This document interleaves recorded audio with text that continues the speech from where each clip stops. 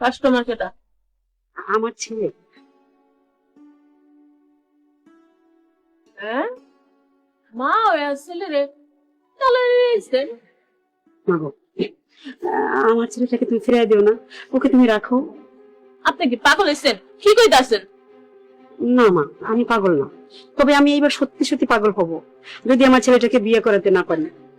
আপনি আপনার ছেলেরে বিয়া করাইবেন, এই কথা আমারে কইতাছেন কে? আমি কি করব? আম্মু খুলতে পারতেছি না, খুলে দাও না। ওরা কাম করবো, আমি করবো। আমার ছেলে তো প্রতিবন্ধী, তাই কোনো মেয়ের সাথে মিশতে পারে না। ডাক্তার বলেছেন কোনো মেয়েদের সাথে মিশলে সে ঠিক হয়ে যাবে, কিন্তু সে কোনোভাবেই কোনো মেয়ের সাথে মিশতে পারে না। তাছাড়া অন্য কোনো মেয়েও তাকে গ্রহণ করে না। আমার একমাত্র বংশের প্রদীপ, আমার ওকে বিয়ে করাতে হবে, আমার বংশের প্রদীপ জ্বালাতে হবে। তাই অনেক চিন্তা ভাবনা করে উপায়ন্তর না পেয়ে চিন্তা ভাবনা করলাম যে হয়ে যাই, যদি কোনো একটা সলিউশন আসে। মাগো, আমি তোমার কাছে আসছি, তুমি আমাকে ফিরাই দিও না। আচ্ছা ঠিক আছে, আপনি যে অনাথ অনুরোধ করে কইতাছেন, যান, আপনার পোলারে সময় দিলাম। মাগো, আল্লাহ তোমার ভালো করবে।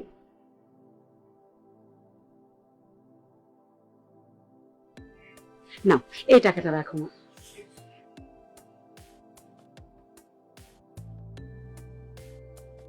আম্মু ক্ষুধা লাগছে, লুডু খাবো, চলো। আচ্ছা, খাবা বাবা।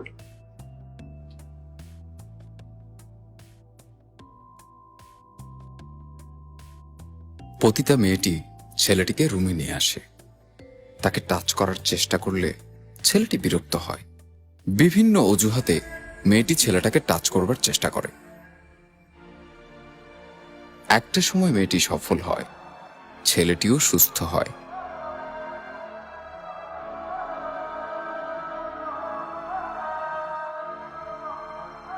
এবং তাদের মধ্যে প্রেমও হয়। এখন দুজন দুজনকে ভালোবাসে। এখন কি চিন্তা ভাবনা করলি? কেন? আমার ছেলে তো এখন সুস্থ, রুহানির সাথে ওর বিয়েটা আমি দিয়ে ফেলতে চাই, সে তো অনেক আগে থেকে কথা। তুই কি বলিস? হ্যাঁ, আচ্ছা ঠিক আছে, তাহলে এই কথাই থাকলো। বিয়ের দিন তারিখ ঠিক করে ফেল। হ্যাঁ, আমার কোনো সমস্যা নেই। ওকে। মানে আমি জানতাম এই মুহূর্তে তোমাকে ছাদে আসলে পাওয়া যাবে। হ্যাঁ। আচ্ছা শোনো না, হুম, তোমাকে একটা কথা বলতে চাচ্ছি। বল। আমি বিয়ে করতে চাই। সত্যি বলছিস? আমি তো এইটাই চাই বাবা, আমি তো তোর বিয়ে নিয়েই কথা বলছিলাম। আমার বিয়ের কথা আলাপ করতেছিলা? হ্যাঁ। কার সাথে? কেন, তুই ছোট কালামনির সাথে? সে তো অনেক আগে থেকে কথাবার্তা ঠিক, এখন তো সুস্থ। আমি আর দেরি করতে চাই না, তোদের বিয়েটা দিয়ে ফেলতে চাই। মা, আমি বিয়ে করতে চাই এইটা সত্য, কিন্তু রোহানীকে না। মানে কাকে? আমি জুইকে বিয়ে করতে চাই। কি বলিস? ওই মেয়েটাকে? এই তোর মাথা ঠিক আছে? কি বলছিস সব? হ্যাঁ, এটা হতে পারে না। হ্যাঁ, আমি এটা কি শুনলাম, এটা কি শুনলাম? খবরদার এই কথা মুখে আনবে না তুমি। মা, আমি আমি জুইকে ভালোবাসি, জুইও আমাকে ভালোবাসে। কি? তুই ওকে ভালোবাসিস? হ্যাঁ, এই কথা বলতে তোর মুখে একটু আটকালো না? লজ্জা করো না আমার সামনে এই কথা বলতে? হ্যাঁ, আমার ছেলে হয়ে তুই একটা পুত্রকে ভালোবাসিস? ওকে ভালোবাসার জন্য ওকে দিয়েছিলাম তোর কাছে। হ্যাঁ, আমি টাকার বিনিময়ে ওকে দিয়েছিলাম তোকে সুস্থ করার জন্য, আর তুই ভালোবাসার কথা বলছিস? আর দ্বিতীয়বার যেন তোর মুখে কথা না শুনি। আমি বেঁচে থাকতে সাথে তোর বিয়ে হতে পারে না, পারে না। রুহানের সাথে আমি তোর বিয়ে দেবো, এটা মনে রাখিস। একটি কথা শুনতে চাই না তোর। মা, আমার কথা তো তুমি শুনবা। মা দেখো, বিয়েটা আমি করবো। মা, আমার কথা শোনো। রুহানি, শোনো, আমি তো তুমি তোমার মায়ের পছন্দ মতো মেয়েকে বিয়ে করো, তাতে তোমার বংশ রক্ষা হবে, এমনকি তোমার বংশের মানও থাকবে। জুই, এই নাও তোমার মায়ের দেয়া টাকা। আমি তোমাকে সময় দিয়েছিলাম টাকার বিনিময় না, আমি তোমাকে সত্যি ভালোবাসি। আর তোমাকে ভালোবাসতে বাসতে এটা ভুলে গিয়েছিলাম যে আমি একজন, তাদের কোনোদিন সংসার হয় না, ভালোবাসা তো দূরে থাকে। আর আরেকটা কথা, তোমার বংশে যদি আরো প্রতিবন্ধী থেকে থাকে, তাদের সেবা করার জন্য যদি আমার মতো দরকার হয় না, তাহলে তুমি তাদের পাঠিয়ে দিও আমার কাছে। চিন্তা করো না, এর জন্য টাকা দেওয়া লাগবে না, তাদেরকে আমি ফ্রিতেই সেবা প্রদান করব। চুপ করে জুই, তুমি নিজেই একতরফা বলে যাচ্ছ। আমাকে তো কিছু বলার সুযোগ দিবা, তাই না? তোকে কি বলাস? কি সুযোগের কথা বলছিস তুই? হ্যাঁ, যা সিদ্ধান্ত নেওয়ার, যা সুযোগ দেওয়ার, যা বলার আমি বলবো। আমি তোর মা, তোকে বড় করেছি আদর যত্ন ভালোবাসা দিয়ে, সাথে তোকে বিয়ে দেওয়ার জন্য, ভালোবাসার জন্য নয়। আমার একটা সামাজিক স্ট্যাটাস আছে, সমাজ জানতে পারলে আমার মানিজ্য তুচ্ছ থাকবে না। তুই আমার সন্তান, জ্ঞান ফিরেছে, এটা আশা করি বুঝবে তুই। বাহ, এখন তুমি তোমার বংশের মান সম্মান নিয়ে আসছো। যখন তোমার সন্তান অসুস্থ ছিল, যখন তোমার সন্তানকে তোমার সমাজের লোকজন বুদ্ধি প্রতিবন্ধী বলতো, তোমার বংশের মানুষ পাগল বলে খেপাতো, তখন তোমার বংশের মান সম্মান কোথায় ছিল?